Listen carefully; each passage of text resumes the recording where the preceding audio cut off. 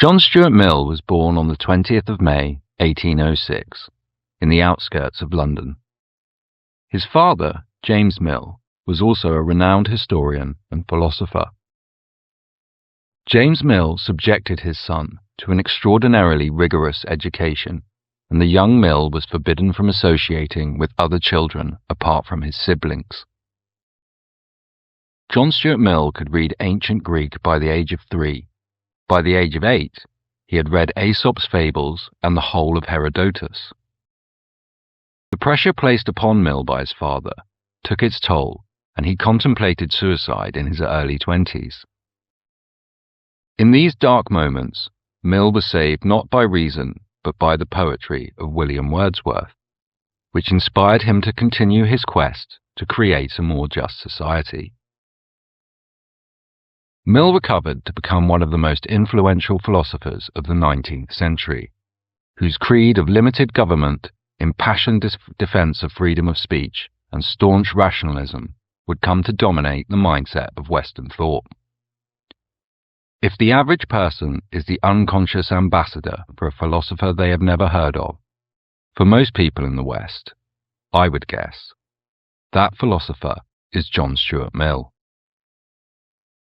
The relative peace that Western Europe had enjoyed since the end of the Napoleonic Wars was shattered by the destruction of the First World War. Followed by the economic crash of 1929, it appeared the cultural appeal of liberalism was swiftly fading. Liberal ideals were being eroded at a revolutionary pace in Russia and Germany, and at a slower but considerable rate in the West, by what James Burnham described as managerialism.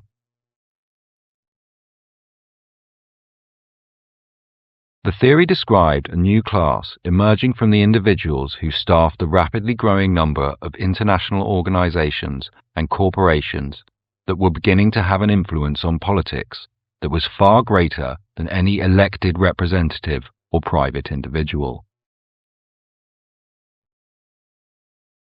Alongside these developments, rationalist concepts like the free marketplace of ideas were being quietly but fatally undermined by the work of Edward Bernays in the fledgling advertising industry.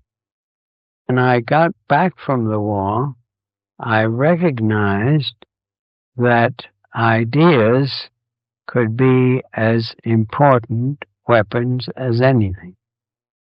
And first, I called what we did publicity direction. I would direct the conduct of people so that they could win, through ideas, their public goals. And soon I found out that I could give advice and a person could win his or her goals, whether it was to become an elected official or whether to become the head of a corporation, or whether to sell ideas or a product. And Bernays had realized that in order to sell products to people, you needed to appeal to their subconscious desires rather than their rational minds. Walter Lippmann introduced similar ideas into journalism, and it was not long before politicians and policies were being sold to the general populace in the same way.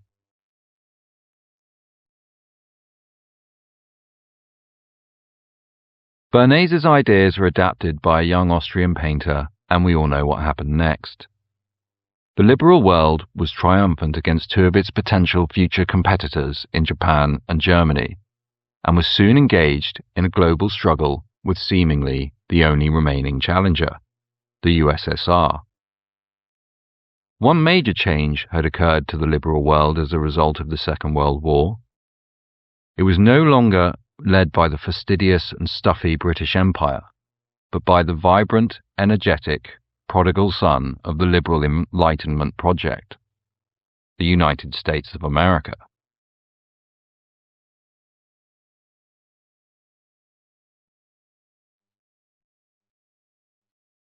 Analytical philosophy found its greatest expression in the works of Principia Mathematica and Tractatus Logico-Philosophicus.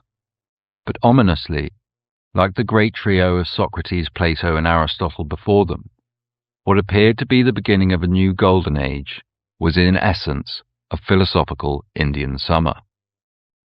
In attempting to provide a logical basis for mathematics, Whitehead and Russell took 86 pages of advanced formulas to prove the proposition that 1 + 1 = 2. Despite 10 years of painstaking work, the attempt to ground mathematics in logic proved impossible. As Gödel's incompleteness theorem demonstrated, that there would always be truths in mathematics that could not be induced from a single set of axioms and inference rules.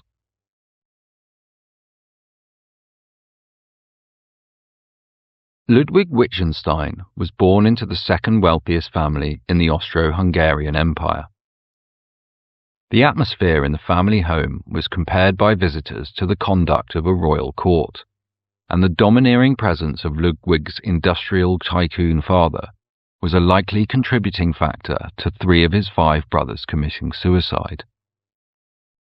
A musical prodigy, born with absolute pitch, Wittgenstein was the epitome of the troubled genius, notoriously difficult to work with, apparently rejecting membership of the Cambridge Apostles after only one meeting, due to him finding them irritating and banal.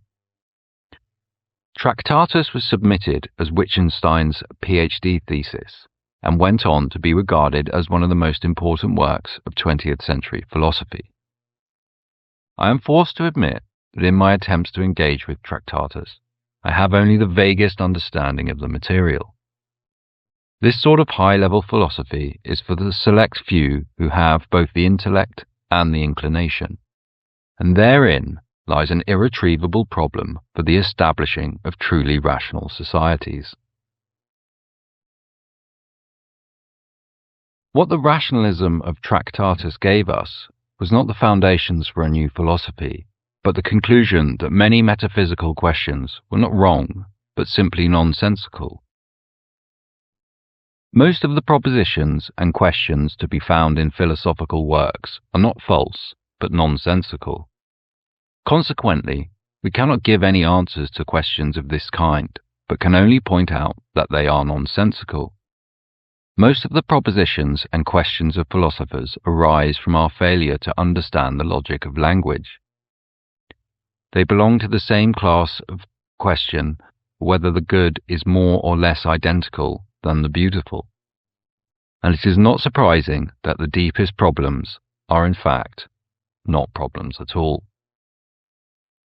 If you go on Twitter and tell people that their concerns are nonsensical due to the logic of language, you are unlikely to win many converts, no matter how rational the majority of society claims itself to be. Reflecting on this era, it is difficult not to sense that our academics were once of a much higher caliber. In a letter to Russell, discussing whether science should aim to be explanatory or merely descriptive, Whitehead wrote, "This further question lands us in the ocean of the metaphysic, onto which my profound ignorance of that science forbids me to enter." Whitehead went on to become one of the 20th century's foremost metaphysicians. You would do well to find that sort of intellectual humility in the Harvard faculty today.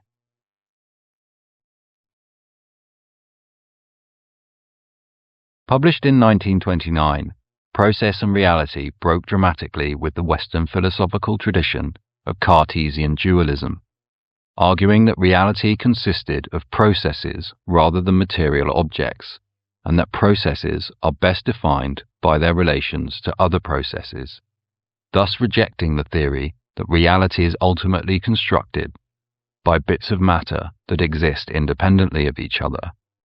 Whitehead seemed to be urging a considerable change in direction. There is urgency in coming to see the world as a web of interrelated processes, of which we are all integral parts, so that all of our choices and actions have consequences for the world around us. But for the West, was there really time to go back to the drawing board? As the more public of the three philosophers, Bertrand Russell can tell you himself what he felt he had learned from philosophy. Well, Lord Russell, as you approach your 80th birthday, I think we'd like you to tell us what you think you have learned and what you think you will never learn in your career as a philosopher. Well, there are some things that I don't think I shall ever learn, and that indeed I hope I shall never learn. I don't wish to learn to change my hopes for the world. I'm prepared to change my beliefs about the state of the world, about what happens, but not about what I hope. About that I hope to remain constant. I think we might call the subject of our talk 80 years of changing beliefs and unchanging hopes. It's very difficult for anybody born since 1914 to realize how profoundly different the world is now from what it was when I was a child. The change has been almost unbelievable. I try as best I can, in spite of my years, to get used to living in a world of atom bombs, a world where ancient empires vanish like morning mist, where we have to accustom ourselves to Asiatic self-assertion, to the communist menace. The world is altogether so different from what it was when I was young that it's an extraordinarily difficult thing for an old man to live in such a world. I was born in 1872. My parents died when I was still an infant, and so I was brought up by my grandparents. Can you tell us something about your grandfather? Yes, I can tell you something about my grandfather. He was born in the early years of the French Revolution. He was a member of Parliament while Napoleon was still on the throne. In common with all the Whig followers of Fox, he thought English hostility to Napoleon was excessive, and he visited Napoleon in Elba. It was he who introduced the Reform Bill in 1832, which started England on the road towards democracy. He was Prime Minister during the Mexican War, during the revolutions of 1848. I remember him quite well, but as you can see, he belonged to an age that now seems rather remote. And the world where I was young was a solid world, a world where all kinds of things that have now disappeared were thought to be going to last forever. It didn't dawn on people that they would cease. English people certainly regarded English naval supremacy as a sort of law of nature. Britannia ruled the waves. It didn't occur to us that that might stop. Never thought. Even with Bismarck?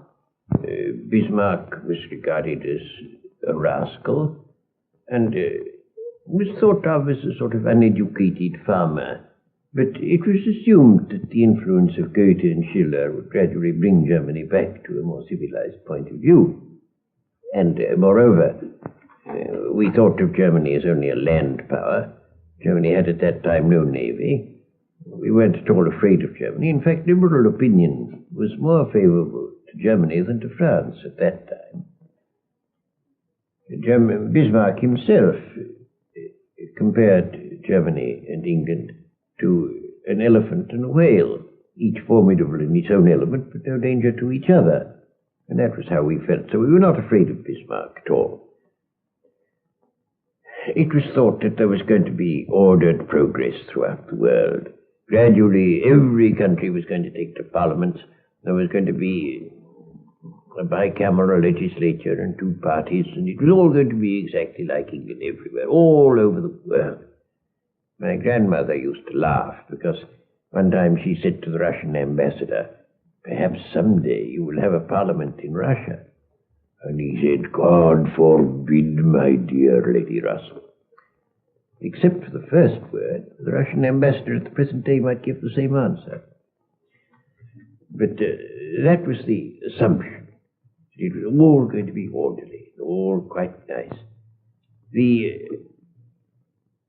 atmosphere, apart from politics, it was one of Puritan piety, very great piety, very great austerity. We always had family prayers at 8, and before family prayers I had to do half an hour's practice at the piano, which I hated.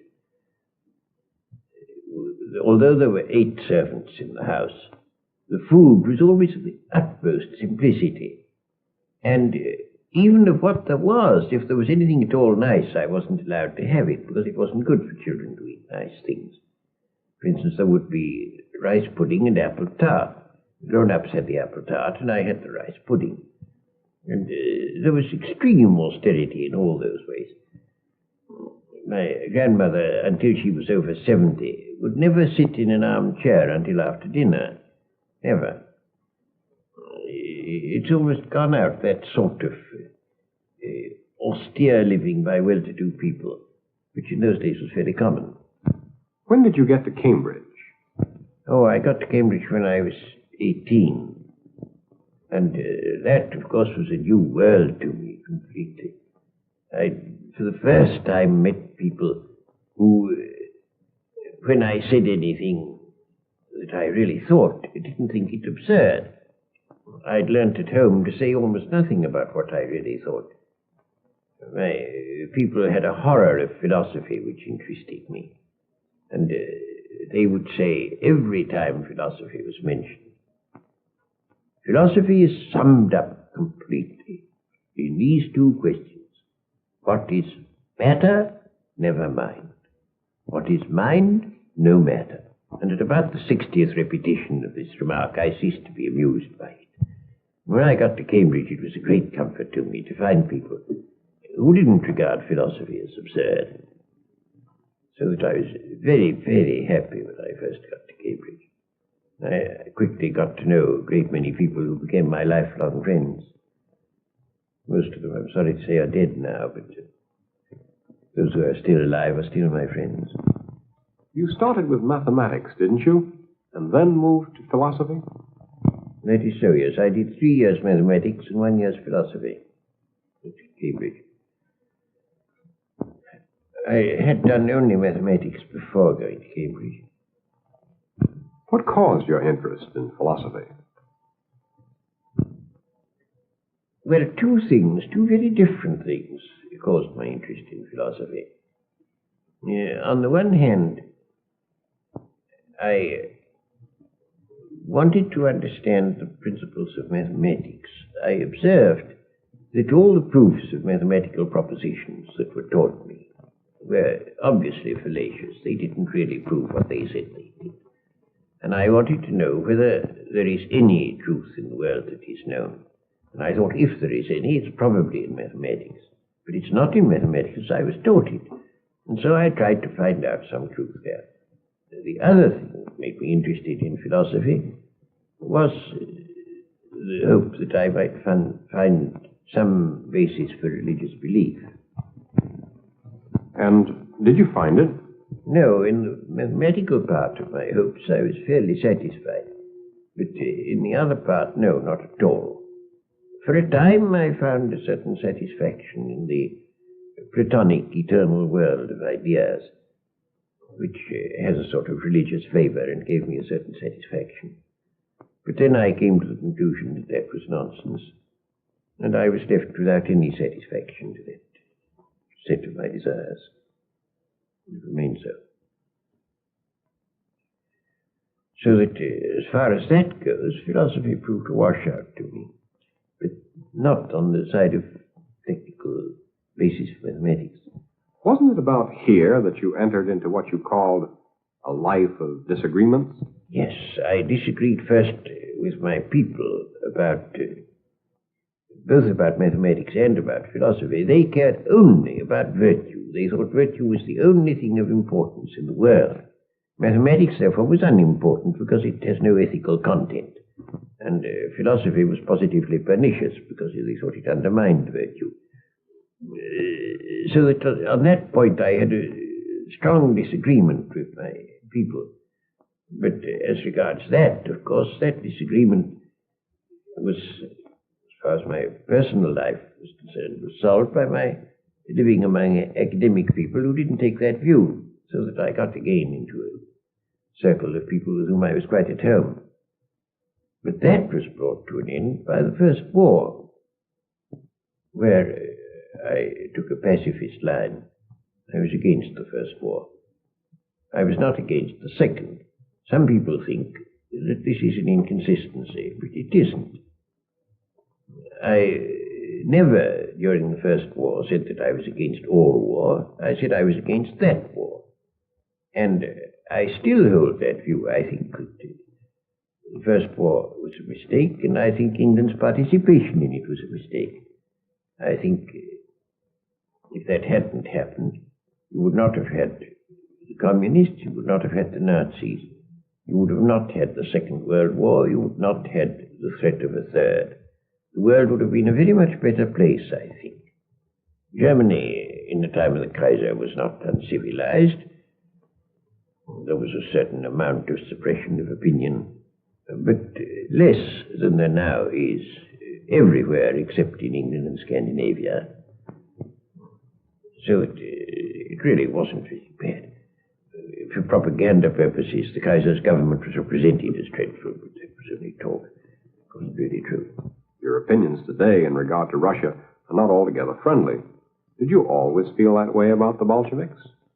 Yes, and that caused another violent disagreement.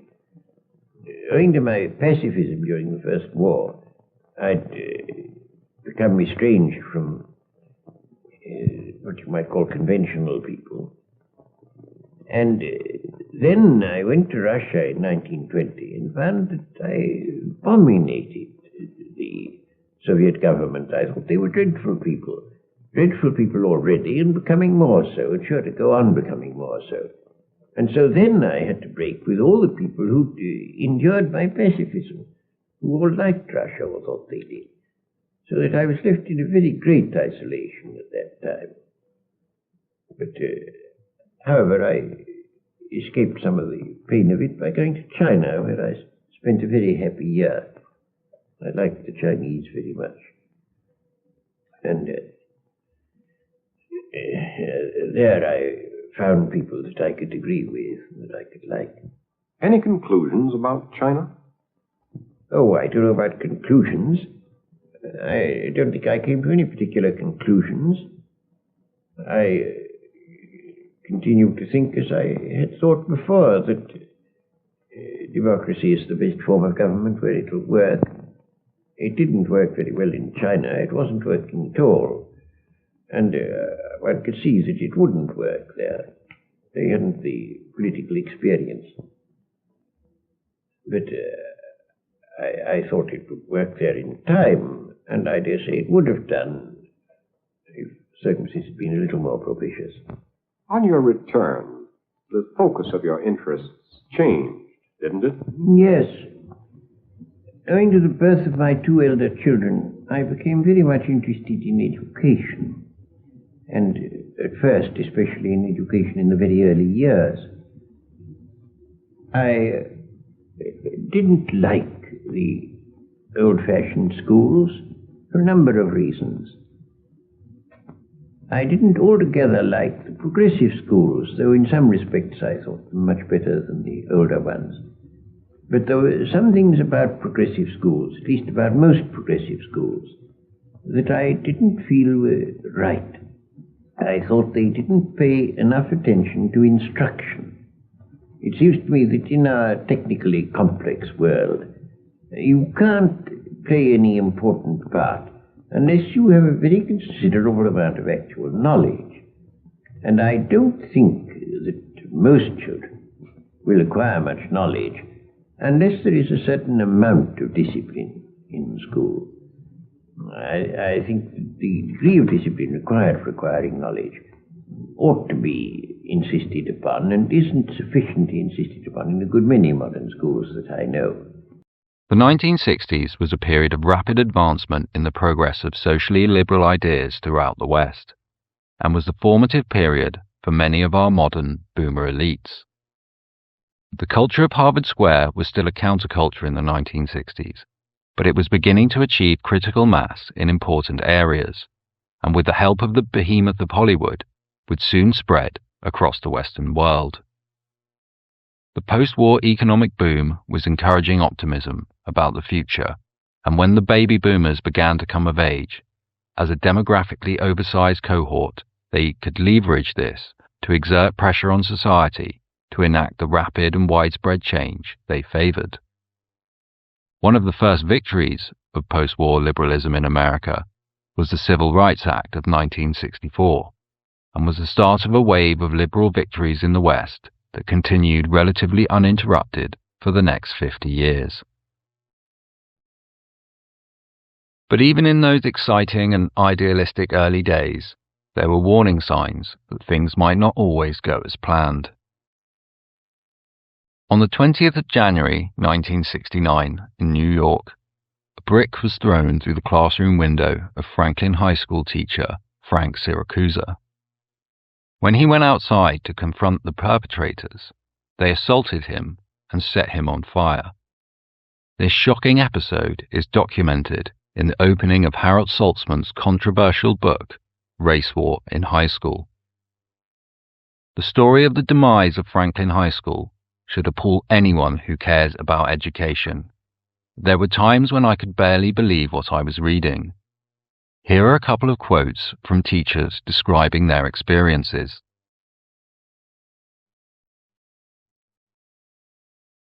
During my prep period, I was informed by students that there were no teachers in the students' cafeteria. I went down to the cafeteria and called the dean's office.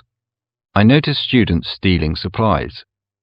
I went to pick up a box dropped on the floor. At that time, my path was blocked by a male student. I stood there for 2 seconds, did nothing, said nothing. At that time, the student punched me in the jaw without provocation. As I started to chase him, I was kicked, shoved, and punched. Trays, garbage, and cake were thrown at me.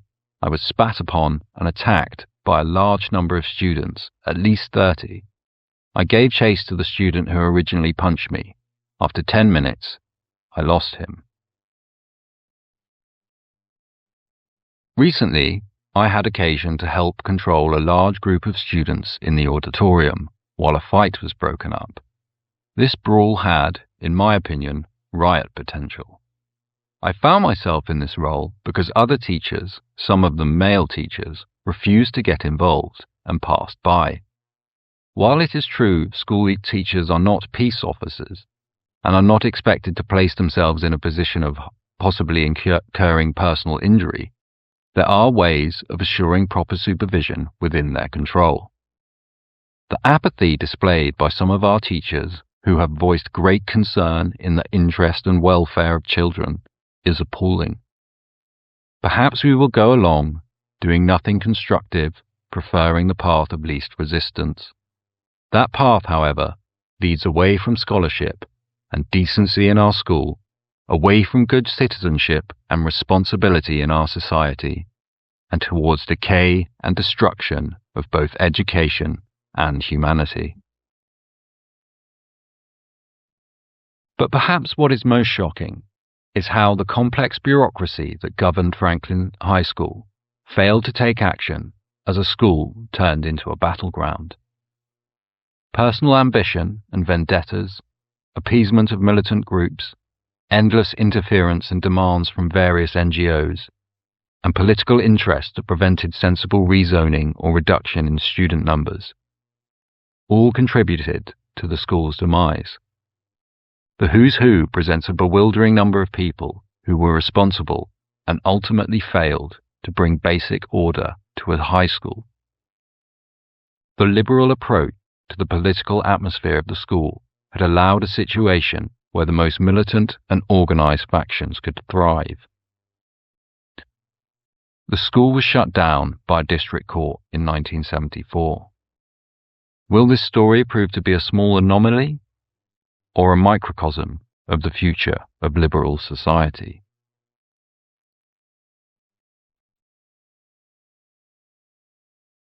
A glimpse of the sort of trite and divisive propaganda that would come to permeate every facet of our culture was the tennis match between Billie Jean King and Bobby Riggs. With practical legal parity with men achieved, towards the end of the 70s, feminism appeared to be slowly fading out of the mainstream as a hot-button issue. The undeniable hideousness of the radical wing of the women's movement tarnishing the brand. From the liberal perspective, the aim set out in Mill's On the Subjection of Women had been achieved. The 1970s are generally regarded as a fairly grim period. The oil price shocks of 73 and 79 were an early warning sign in how a globalized economy can be disrupted by geopolitical instability. This was fertile climate for Western elites to start taking seriously the threat of global overpopulation. The Club of Rome published Limits to Growth in 1972, while in 1974, Dr. Henry Kissinger authored the notorious National Security Study Memorandum 200, which advised that feminist propaganda could be used to curb population growth. It was also around this time that the modern environmental movement was born, with Greenpeace founded in 1971. I don't doubt that many within the Green movement have noble intentions, but their idealism can make them unwitting tools of those with hidden agendas. In Britain, a free speech controversy erupted around the release of the Monty Python film The Life of Brian, climaxing in this BBC debate involving John Cleese and Michael Palin. In the film, we examine attitudes to capital punishment. As far as I know, in this country, the majority of people we are constantly told are in favour of capital punishment. It just seems that we haven't come that far in all that time. Why do you think that through all these centuries of Christendom, that the greatest minds, the most creative minds, the greatest artists were believers in this thing that you airily dismiss and say that you, making this little film, have managed to see deeply into it and to reach conclusions? I can't say they are. What about Freddie Air? What about Bertrand Russell? You dismiss them, of course. They don't count. I said in the centuries of Christendom. I didn't say in our time. I said that if you were to make a list of all the people who have contributed most of them would have been Muslims if they'd been living in the Arab countries, or Buddhists if they'd been living in... What has that got to do with it?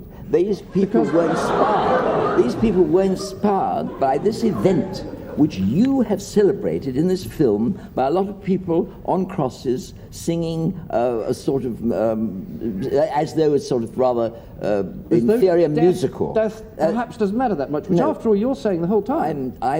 You're looking forward to it. I'm looking forward to it keenly, but I'm looking forward to it. About it. No, I'm looking forward to it keenly because I relate it to these very things that you dismiss. I relate it to the story of the Incarnation, this great drama of the Incarnation, which you have reduced to a sort of comic film. Now, you think that in doing that, you have shed light. But I have to tell you that you haven't shed light. You've made some rather bad jokes, and the only reason that people come to see it is because they still relate it to this extraordinary story of the Incarnation, which is, in fact, the beginning and the end of everything that our civilization stands for. Our civilization began with a man, the Apostle Paul, telling pagan world about the Incarnation. That was the beginning of it. We're not the only civilization in the world. Not at all. No, I'm not there's saying a lot of civilizations with different religions, right? I'm not. And the important thing is that people should be open to the various possibilities and that they should take a critical attitude. Yes, but whoever said they shouldn't be open? But you don't make people open by producing the sort of buffoonery that you produce. You certainly don't make people open by giving them the kind of garbage I was given at school. Well, then I'm very sympathetic to you for having received this garbage, some of it at the hands of our friend the Bishop here. I'm very sympathetic indeed, and I think it's very sad and tragic that you should have been cut off from something that's so wonderful and only given garbage.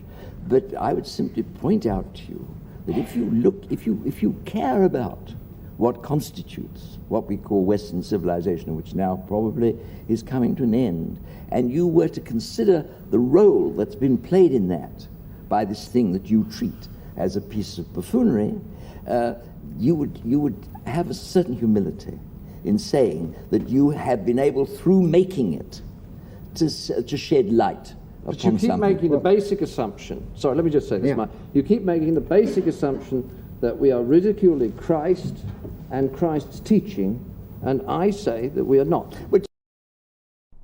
It is clear that the Pythons have won the hearts and minds of the audience, but the prophecies of doom looming on the horizon for Western civilization don't feel as far-fetched as they used to. The 1970s also saw the founding of an NGO by a little-known German engineer named Klaus Schwab. A new and improved way of conducting politics was forming, far away from the oversight of outdated liberal parliaments. The 1980s are often remembered for the explosion of the trend for individualistic consumerism that had begun in the 1960s. An era of shopping malls and branded sneakers, its aesthetic recently given a deserved nostalgic resurrection. It was a time when material wealth became the highest aspiration for many people in the West, partly due to the power of modern advertising and partly due to the lack of any real competition. In accordance with liberalism, as long as you didn't harm anyone else, you were free to pursue whatever you wanted, and money and status is what most people chose. People might not be as brazen about it as they were in the 1980s, but this period saw the crystallization of the bourgeois bohemian, a new distinctive class comprising mainly socially liberal but well-to-do boomers, the sort of people depicted in the 80s show 30-somethings. This development was the beginning of the schism between the political left and its traditional working-class supporter base. In the 1980s, the obvious existential threat to liberal ideology came in the form of the USSR. It was easy to point to the bad guy.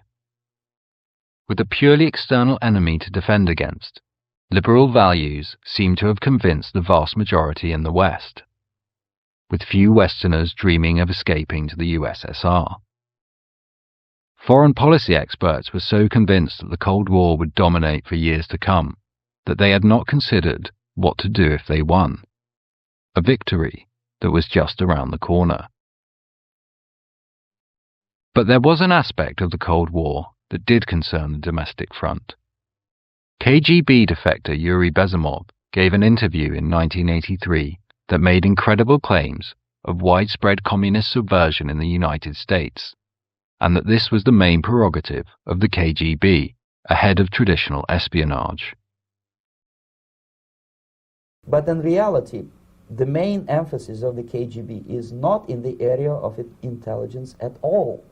According to my opinion and opinion of many defectors of my caliber, only about 15% of time, money, and manpower is spent on espionage as such. The other 85% is a slow process which we call either ideological subversion or active measures, активные мероприятия in the language of the KGB, or psychological warfare.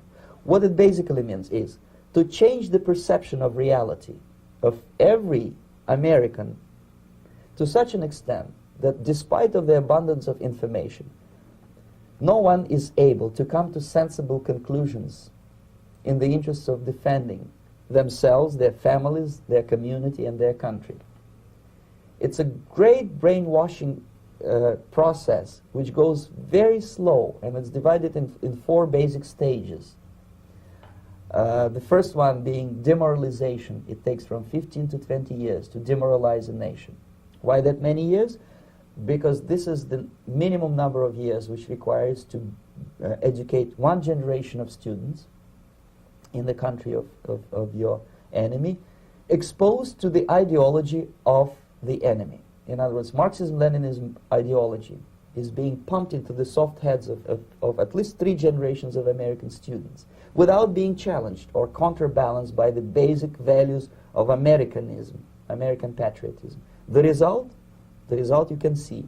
Most of the people who graduated in the 60s, dropouts or half-baked intellectuals, are now occupying the positions of power in the government, civil service, business, mass media, educational system. You are stuck with them. You cannot get rid of them. They are contaminated. They are programmed to think and react to certain stimuli in a certain pattern. You cannot change their mind, even if you expose them to authentic information, even if you prove that white is white and black is black. You still cannot change the basic perception and the logic of behavior. In other words, these people, the process of demoralization is complete and irreversible. To get rid society of these people, you need another 20 or 15 years to educate a new generation of patriotically minded and common sense people who would be acting in favor and in the interests of the United States society.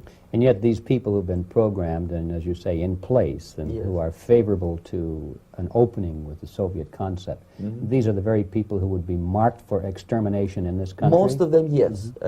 Simply because the psychological shock when they will see in future what the beautiful society of equality and social justice means in practice, obviously they will revolt. They will be very unhappy, frustrated people. And the Marxist-Leninist regime does not tolerate these people. They will join the links of dissenters, dissidents. Unlike in present United States, there will be no place for dissent in future Marxist-Leninist America.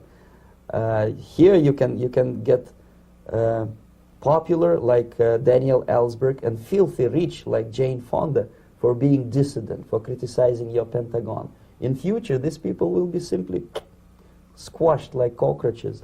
Nobody is going to pay them nothing for their beautiful, noble ideas of equality. This they don't understand, and it will be greatest shock for them, of course. The demoralization process in the United States is basically completed already. For the last 25 years. Actually, it's overfulfilled because demoralization now reaches such areas where previously not even Comrade Andropov and all his experts would even dream of such a tremendous success. Most of it is done by Americans to Americans, thanks to lack of moral standards. As I mentioned before, exposure to true information does not matter anymore. A person who was demoralized is unable to assess true information. The facts tell nothing to him. Even if I shower him with information, with authentic proof, with documents, with pictures, even if I take him by force to the Soviet Union and show him concentration camp, he will refuse to believe it until he is going to receive a kick in his fat bottom. When a military boot crashes his, then he will understand, but not before that. That's the tragic of the situation of demoralization. So basically America is stuck with demoralization, and unless, even if you start right now, here, this minute, you start educating new generation of Americans, it will still take you 15 to 20 years to turn the tide of ideological perception of reality back to normalcy and patriotism. The next stage is destabilization. This time, subverter does not care about your ideas and the patterns of your consumption. Whether you eat junk food and get fat and flabby, it doesn't matter anymore. This time, and it takes only from 2 to 5 years to destabilize a nation, what matters is essentials: economy, foreign relations, defense systems. And you can see it quite clearly that in some areas, in such sensitive areas as defense and economy, the influence of Marxist-Leninist ideas in the United States is absolutely fantastic. I could never believe it 14 years ago when I landed in this part of the world that the process will go that fast. The next stage, of course, is crisis. It may take only up to 6 weeks to bring a country to the verge of crisis. You can see it in Central America now. And after crisis, with a violent change of power, structure, and economy, you have so-called the period of normalization. It may last indefinitely. Normalization is a cynical expression borrowed from Soviet propaganda. When the Soviet tanks moved into Czechoslovakia in '68, Comrade Brezhnev said, "Now the situation in brotherly Czechoslovakia is normalized." This is what will happen in the United States if you allow all these schmucks to bring the country to crisis, to promise people all kind of goodies and the paradise on earth, to destabilize your economy, to eliminate the principle of free market competition, and to put a big brother government in Washington, D.C., with benevolent dictators like Walter Mondale, who will promise lots of things, never mind whether the promises are fulfillable or not. But these outlandish claims could be dismissed as hyperbole from a defector holding a grudge and trying to hype a book. With the end of the Cold War, Bezimov's claims seemed to belong in the archives. However, they would return with a vengeance. In Britain, an ominous episode alluding to the future headaches of liberalism was the Salman Rushdie affair. In 1989, Rushdie's work The Satanic Verses were published, and Ayatollah Khomeini issued a fatwa upon Rushdie's head.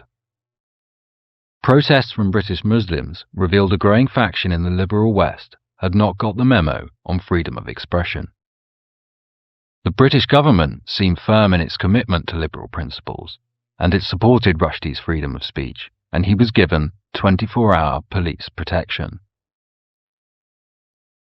The 1980s saw the exponential growth of the environmentalist movement, though it was not yet the force that it is today.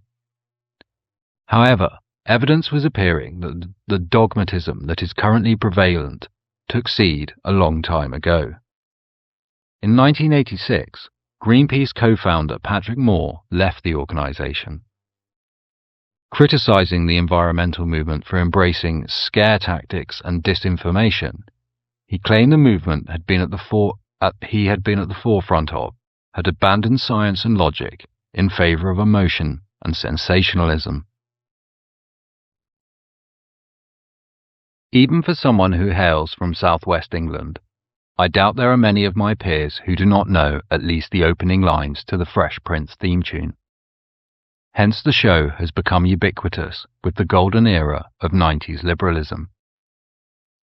Part of the show's enduring popularity was it centred on a traditional family unit, with Geoffrey the butler's British accent adding a hint of sophistication, and Uncle Phil dealing with Jazzy Jeff any time he went too far undermining the value structure. I often see Zoomers ask what the 90s was like. As someone who lived through the decade, the major difference between then and now is it was a time when there were just no major political issues on the horizon. Fukuyama was the intellectual vogue of the day, and how swiftly to us did Western global supremacy become like a law of nature, much like the naval supremacy of the British Empire had seemed to Russell's generation.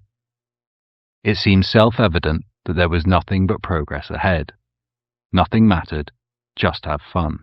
Federal agents have taken into custody a man they suspect as the Unabomber. This drama is unfolding outside the tiny town of Lincoln, Montana, and Tom Foreman is there. Here? Yeah, it is. We're going to be moving people in and out of here, so you're going to have to step back. Nobody's going to be in the way when the vehicle comes through. So you're going to step back. After 17 years of looking, today FBI agents think they may have finally had a look at the Unabomber. Late this afternoon, Ted Kaczynski was taken from his backwoods cabin, leaving folks in the nearby town of Lincoln stunned.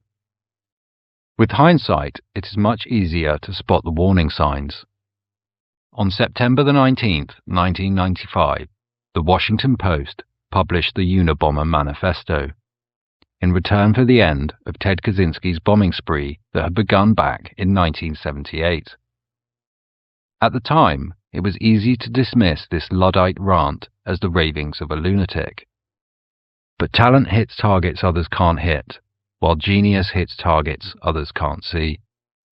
If we review Kaczynski's description of the political left, in the 90s it seemed extreme, yet today I doubt there are many people who are not leftist who would disagree with with Kaczynski's characterization of the mindset that has engulfed the modern left. The roots of the malaise that our current Western academia finds itself in run deep. The publication of the manifesto was to prove to be Kaczynski's undoing. His brother recognized the prose and content of the document and tipped off the FBI. Kaczynski was arrested on April 3, 1996, concluding the longest and most expensive manhunt in FBI history. Especially small liberal arts colleges, the more elite the university, the more likely this is happening. I think it's a contagion of hysteria. And I don't use those words lightly, because in the past I always thought it was eccentric, it was strange. These young women were a little, carried away. This is more than carried away. And it's not all the students, of course, but a sort of critical mass of young women and some young men believe that students at a place like Swarthmore or Wesleyan, Bard College, Columbia University, that they are, the women are captive to this tyrannical, patriarchal, oppressive, violent culture. Kaczynski was not alone in sounding the alarm about trends in Western education in the 90s.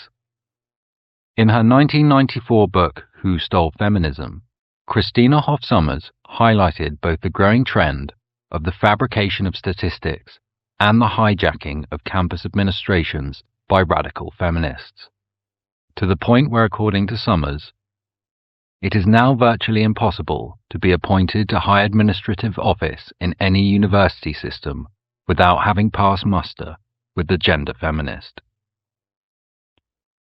These concerns at the time would have seemed to most as the inconsequential office politics of obscure university departments.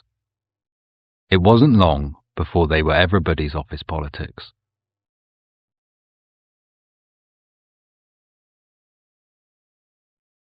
But the most ominous event of the 1990s was the breakup of the former Yugoslavia. After the death of Tito, first Slovenia, then Croatia, then Bosnia saw independence. The resulting conflict with Serbia was fueled by ethnic tensions, with the siege of Sarajevo lasting from April 5, 1992 until February 29, 1996. 3 times longer than the battle for Stalingrad. Yugoslavia was a meeting point of 3 historical civilizations: Western, Orthodox, and Islamic, and its violent dissolution casts a foreboding shadow over our current predicaments. September 11th, 2001 is as good a date as any to mark the beginning of the end of the liberal world and the start of whatever we decide to call the time we live in now. The Western sense of invulnerability was shattered, and today, over 20 years on, we have witnessed the military response to this attack end in strategic failure. Here is a real-life example of a Western attempt to win Afghani hearts and minds.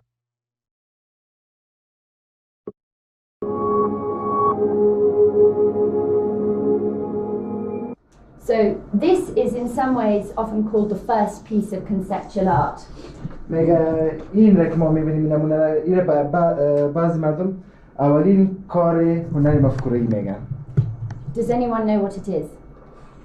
شما کسی می‌فهمید چی است؟ I don't expect the ladies to know. کمود است، کمود.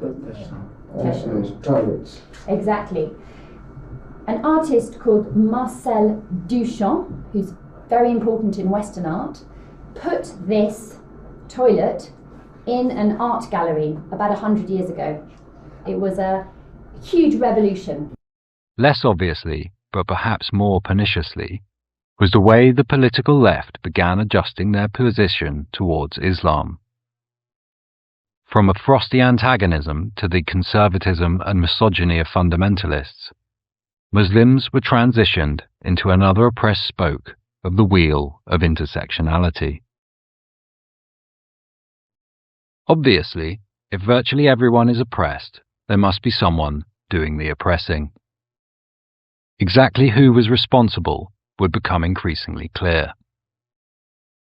Stupid White Men by Michael Moore was published in 2001 and spent 8 weeks at the number 1 of the New York Times bestseller list and was one of the highest-selling non-fiction books of 2002.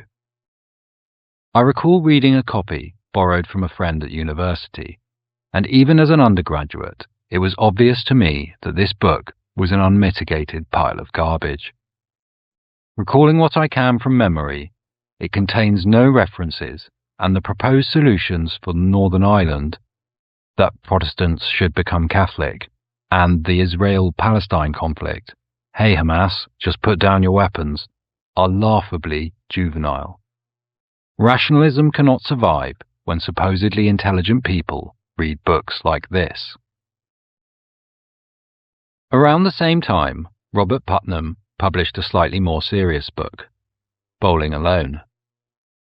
Putnam documented the dramatic decline of social and civic organizations in America since the 60s, typified by the fact that while there were more people bowling than ever before, bowling leagues had suffered a massive decline in membership. This was followed by the controversial diversity in community in the 21st century. Examining 40 cases that covered 30,000 individuals, Putnam concluded that all things being equal, more diversity in a community meant less trust between members of that community, both among and between ethnic groups. Putnam revealed what had motivated his decision to enter this area of study. We've been able to run a different kind of society, a less status society, a more free market society, because we had real strength in the area of social capital, and we had relatively high levels of social trust. We sort of did trust one another, not perfectly of course, but we did. And all that is declining, and I began to worry, well gee, isn't that going to be a problem? If our system is built for one kind of people and one kind of community, and now we've got a different one, maybe it's not going to work so well.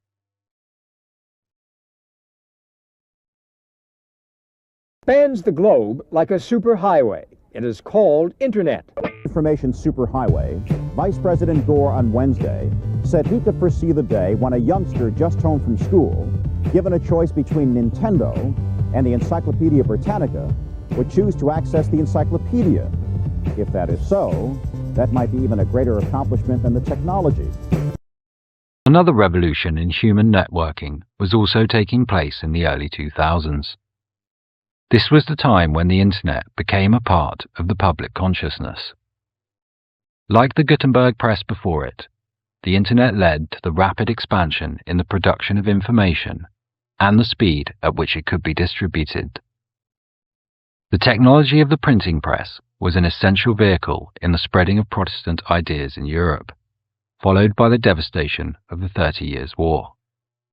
The sudden increase in the flow of ideas can have a destabilizing influence on society.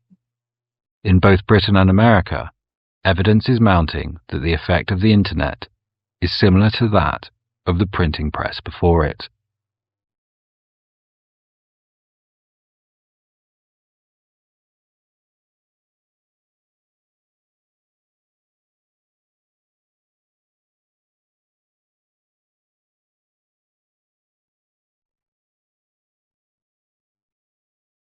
During the years 2001 to 2005, I attended the University of Brighton, and from my experience, I can assure you that Herbert Marcuse's long march through the institutions was clearly in full swing.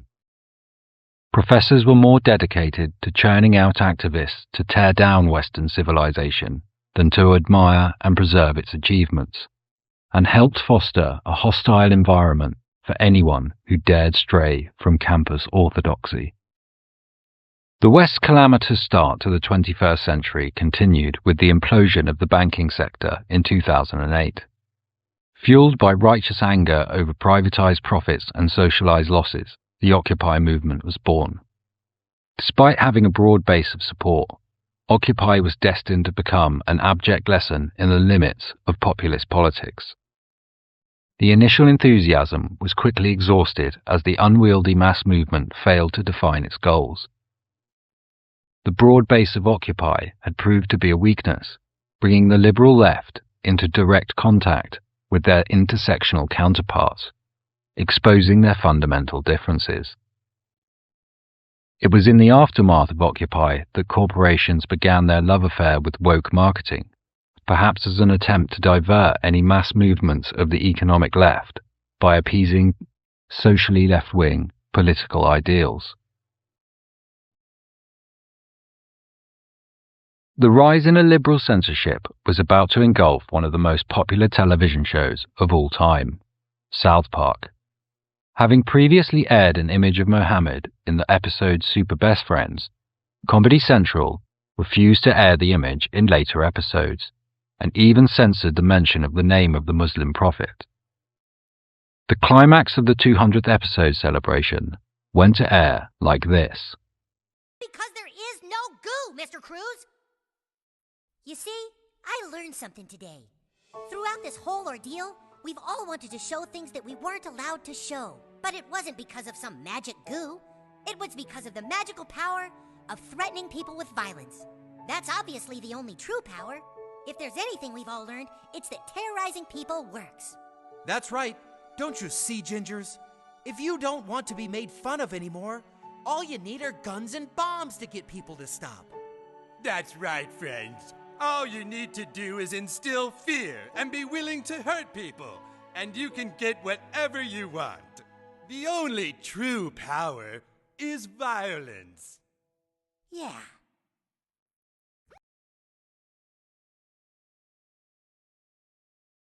I'm not sure if that is deliberate from Trey Parker or not, but consider the insanity of this level of censorship in a country with only a marginal Muslim population. Gamergate, an online argument about ethics in video game journalism, became the catalyst for the mainstreaming of the philosophical and political differences that had been quietly growing under the surface of liberal society. Many of the ideological battlegrounds that rage in what we currently describe as the culture war were established during this opening skirmish.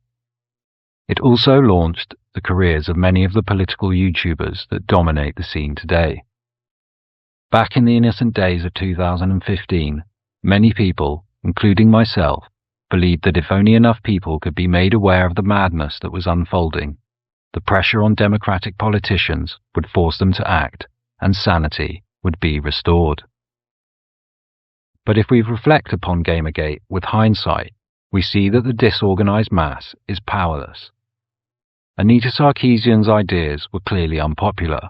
The first video in the Tropes vs. Women series had a 3-to-1 dislike ratio. Yet despite this, game developers will roll out the red carpet for her. There are no AAA developers interested in talking to Sargon. If you don't learn lessons from defeats, you will have no victories in the future.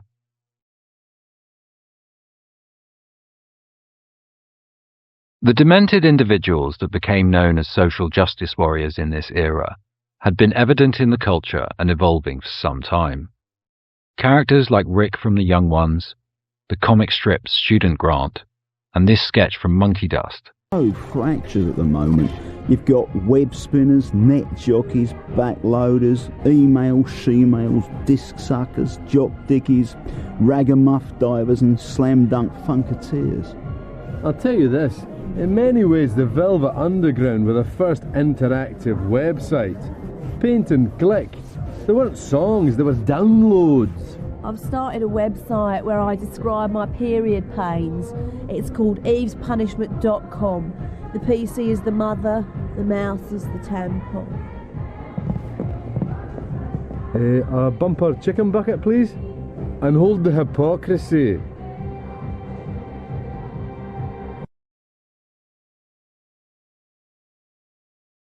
Probably the last funny show the BBC will ever make.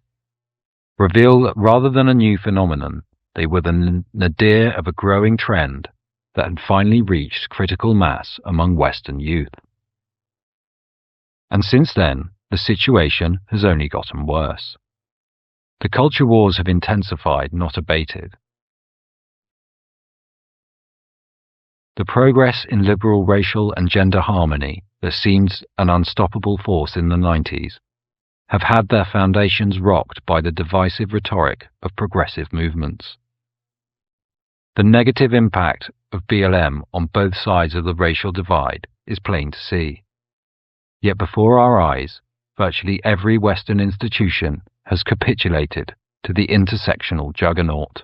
Nothing captures the rapidly growing divide between the values of the elites and the masses as the decimation of that once loved social highlight of the liberal elite, the Oscars. In the 10 years from 2013, viewing figures for the award show more than halved, from 40 million to just 16 million in 2023. As the cultural landscape changes, so do its landmarks. And then came the COVID lockdowns, accompanied by the silencing of dissenting voices and protest, violated just about every principle that liberalism has. This happened because you do not live in a liberal society. You live in a society where the powers that be simply wear the carcass of liberalism when it is expedient. Once the British government was prepared to expend great effort to protect the rights of a writer like Salman Rushdie. Today, children are suspended from school for disrespecting the Quran, and the police do nothing to those who issue them death threats. The outlook of 2023 is far bleaker than anything I possibly imagined when I first began to take an interest in the culture wars back in 2016. Since then, I have been constantly reminded of a phrase from Bonmil Hrabel's I Served the King of England, a novel depicting the experience of Czechoslovakia succumbing to the totalitarianism of the USSR. The book illustrates how a bewildered populace sleepwalked into servitude, summed up by the words, "And then the unbelievable became true." How many times in the past decade have you seen something you previously considered unbelievable become true? The failure of rationalism is the failure of liberalism. Whether the world has become too complex or the people are too stupid matters not. Some might argue that as a proponent of world government and population control, Russell would approve of our current trajectory. However, as someone who raised concerns about academic standards in the 50s, he would abhor the current state of education in the West. The opinions expressed in the essay, The Superior Virtue of the Oppressed, suggest that Professor Russell would not be an admirer of intersectionality. I doubt he would be enthralled by the current climate of censorship either. But this is not the world Russell envisioned. Perhaps only now do the reasons that young Bertrand grew up in a world where people cared only for virtue become clear. For in our world where people care nothing of virtue, it seems that the future will either be Yugoslavia-style chaos or the gradual succumbing to a dystopian Western universal state, where every citizen is integrated within an infinite data-driven spanking machine and your social credit score is linked to your Tinder. There will be those who cannot accept the death of liberalism and will try desperately to resuscitate it. For those of us past this stage in the grieving process, it is time for new ideas and new solutions.